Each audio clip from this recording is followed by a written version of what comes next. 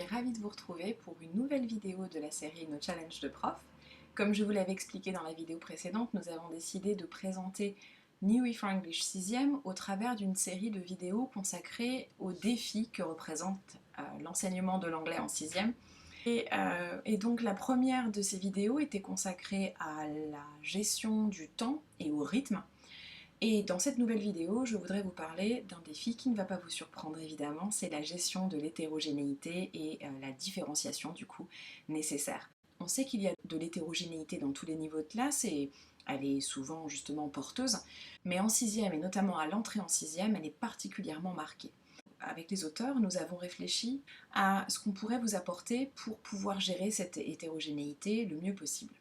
Alors, je vais vous présenter notre dispositif en deux temps.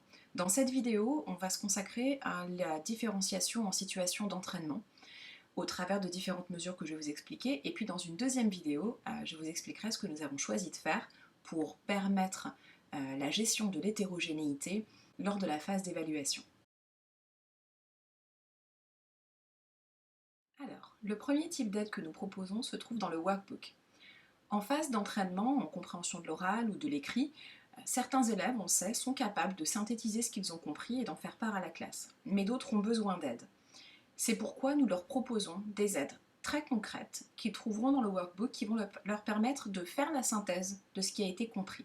Voici un exemple. Dans le chapitre 3 du manuel, les élèves viennent de découvrir à travers la vidéo d'un booktuber le personnage de Tom Gates et son entourage proche. Dans le manuel, en activité 3, comme vous le voyez, on leur demande de récapituler ce qu'ils ont compris. Qui sont les personnages et ce qui les relie à Tom. Dans le workbook, pour ceux qui ont besoin, nous leur proposons ce petit schéma. Page 32.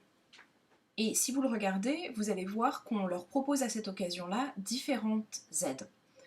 Les noms des personnages, d'une part.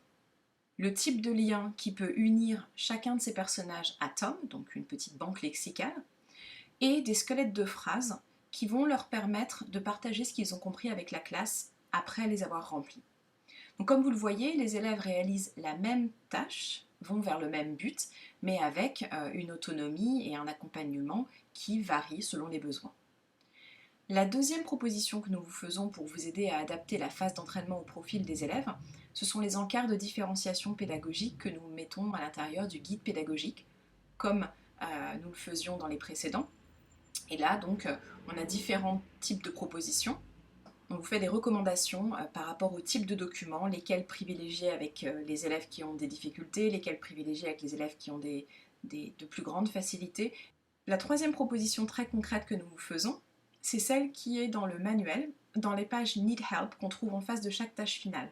Donc, il s'agit de pages d'activités très concrètes destinées à pouvoir aider les élèves qui ont encore besoin d'aide avant de réaliser la tâche finale. Elles sont mises en regard. Comme vous le voyez sur la page de tâche finale à gauche, on a déjà un guidage assez étayé, mais à droite, dans la page Need Help, on va littéralement prendre l'élève par la main et lui faire réaliser un certain nombre d'activités qui sont indispensables à la réalisation de la tâche finale. Donc ici, par exemple, avec Tom Gates, les élèves doivent présenter un personnage qu'ils ont créé à la classe à l'oral. Donc dans la page Need Help en face, on va leur proposer plusieurs activités successives qui sont destinées à les entraîner à prendre la parole et à savoir bien parler, du mot, avec l'accent de mot, jusqu'à la phrase, avec l'intonation et la liaison entre les mots.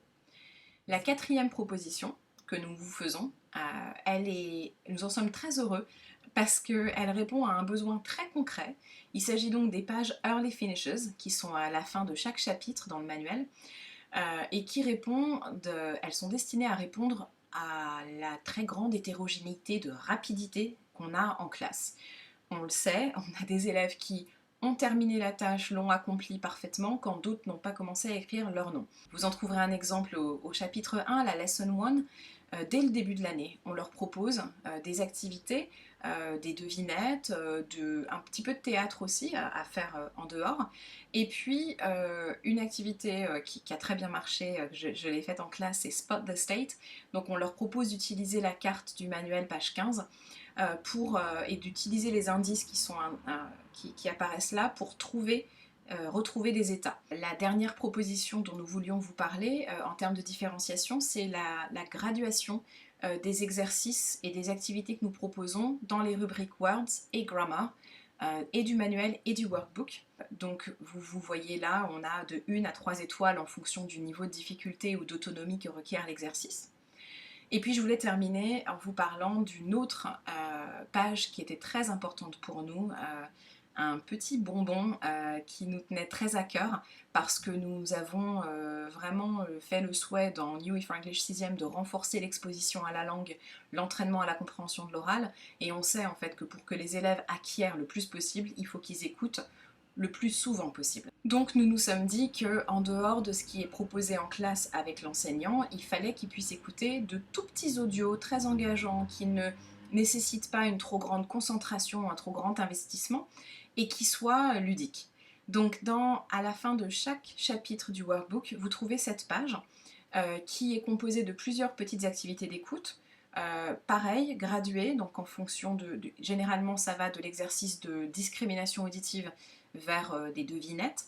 Tout est très abordable, hein. Comme c'est à faire en autonomie, mais on les a quand même gradués pour qu'ils puissent se repérer, et vous également. Voilà ce que je voulais vous dire pour ce qui concerne la différenciation en phase d'entraînement. Je vous retrouve tout de suite pour une plus courte mais très importante vidéo sur la différenciation en évaluation. A tout de suite!